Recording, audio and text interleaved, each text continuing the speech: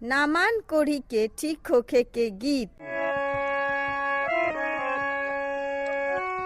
कि होता सबेरे हम जाई बहो, बात मानब हम तोहार।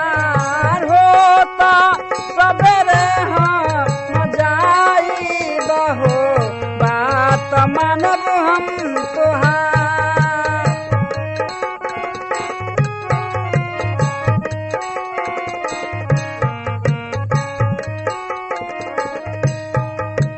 देखिए भैया, उतना बड़ा सेनापति होते हुए भी फिर भी वो नौकरानी लड़की के बात के कैसे मानत रहे।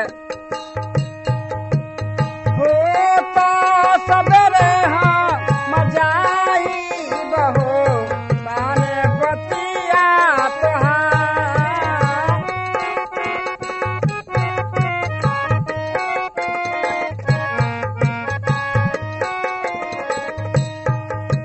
देखी नमान खाली नहीं खंजात, सोचता रहे कि हम एलिसा के लगे जाते नहीं।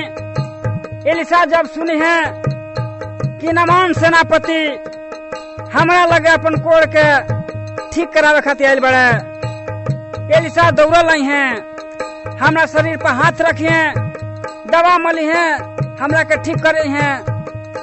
ओकरा के उपहार देवे खतरा नमान सेनापति बहुत धन संपत्ति, सोना चांदी, हाथी घोड़ा पलाद के सेना समेत सिपाही समेत एलिसा के घर जा रहल बड़े।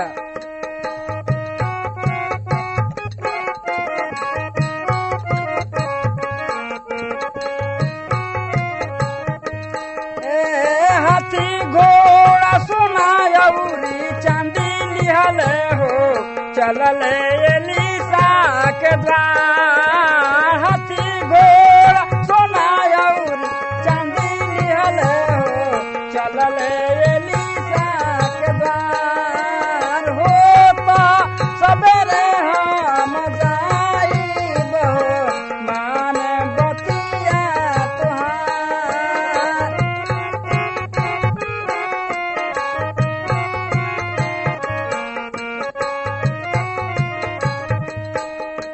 देखी भैया, चलते चलते अब समीप पहुंचे वाला बाड़ा। चलता चलता पहुंची गईले हो एलिसा जी के द्वार। चलता चलता पहुंची गईले हो एलिसा जी के द्वार। होता सबेरे हम जाई बहो, मानब बतिया तोहार।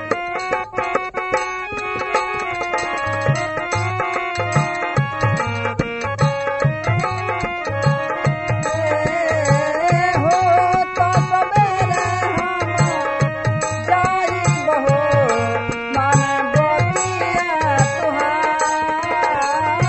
होता सबेरे हम जाई बहो, मानब बतिया तोहार।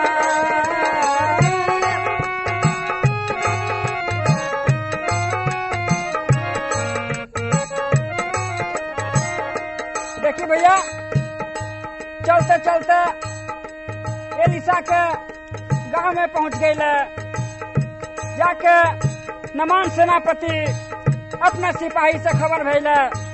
सिपाही लोग जाके कहता लो कि एलिसा जी रउरा चली, हमार सेनापति नमान रउरा गांव के जरिए आइल बने, वहाँ के कोड़ से पीड़ित बने, वहाँ के चल के कोड़ करे बाद ठीक करें।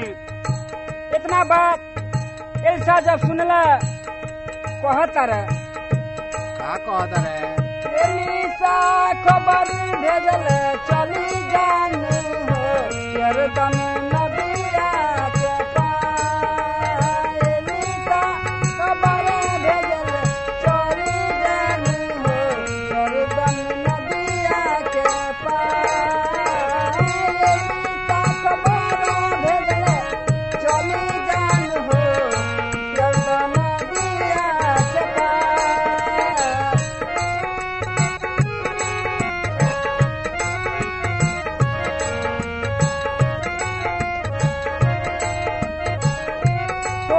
सवेरे हम जाई बहो बात मानब हम तुहार हो तो सवेरे हम।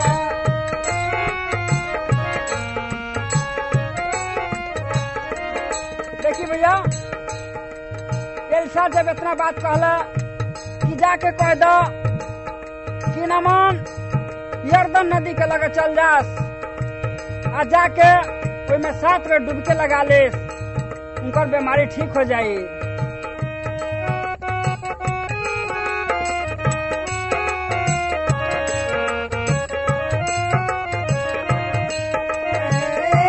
जाके पहुंची गईले नदिया में हो पूरा कइले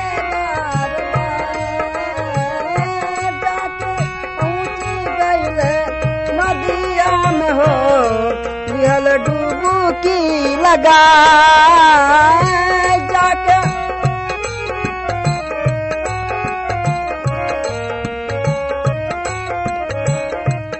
देखी भैया, वो नदी के लगे जाके वो डुबकी लगाओ तरह, लेकिन आगे कैसे?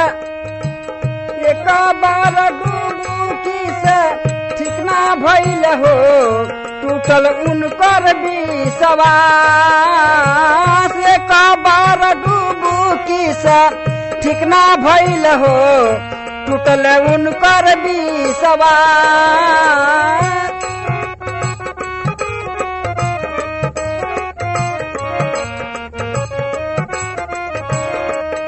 देखी नमान सोचता रहा कि एक बेर हम डुबकी लगा के कम से कम देखी कि तनको सा ठीक भइल बा कि ना, लेकिन एक बेर डुबकी मरला, 2 बेर डुबकी मरला, उगता के पानी में से निकल के जाए के सोच लगले। लेकिन सिपाही लोग रहे, वो सेनापति नमान से कहलो कि हे महाराज, अब रउरा पानी में उतर गल बनी, डुबकी लगाइए ले बनी, तो कम से कम 7 बेर पूरा कर दे में का रखल बा। और वो 7 बेर डुबकी जब लगाओ तरह 7वां बेर में उनका कोड़ ठीक हो जाता और नमान खुशी से अपना घर वापस चल दिला बड़ा।